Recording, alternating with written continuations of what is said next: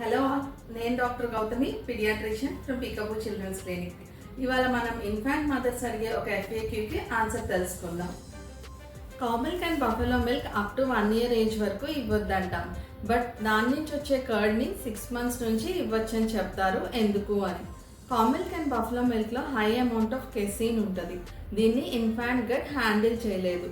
దీనివల్ల sometimes blood motion అయ్యే risk కూడా ఉంటుంది. కౌ మిల్క్ అండ్ బఫెలో మిల్క్లో high amount of protein and high amount of electrolytes ఉంటాయి. ఇవి కిడ్నీస్ మీద ఎక్స్ట్రా లోడ్ కాజ్ చేస్తాయి. ఎస్పెషల్లీ వామిటింగ్స్ అండ్ డయేరియా ఉన్నప్పుడు డీహైడ్రేషన్ వల్ల ఈ సిమ్టమ్స్ మోర్ ఎవిడెంట్ అయ్యే ఛాన్సెస్ ఉంటుంది. అలానే cow milk and buffalo milk తీసుకునే ఇన్ఫాంట్స్లో ఐరన్ డెఫిషియన్సీ ఎనీమియా రిస్క్ ఎక్కువగా ఉంటుంది. అందుకని cow milk and buffalo milk up to 1 year ఇవ్వద్దని చెప్తాం. కాంట్రరీ టు దిస్, కర్డ్లో గుడ్ అమౌంట్ ఆఫ్ ప్రోబయోటిక్స్ ఉంటాయి. ప్రోబయోటిక్ అంటే హెల్తీ గట్ బ్యాక్టీరియా. ఈ ప్రోబయోటిక్స్ లాక్టిలోస్ని లాక్టిక్ యాసిడ్గా కన్వర్ట్ చేస్తాయి. Both probiotics and lactic acid infant గట్కి చాలా హెల్తీ.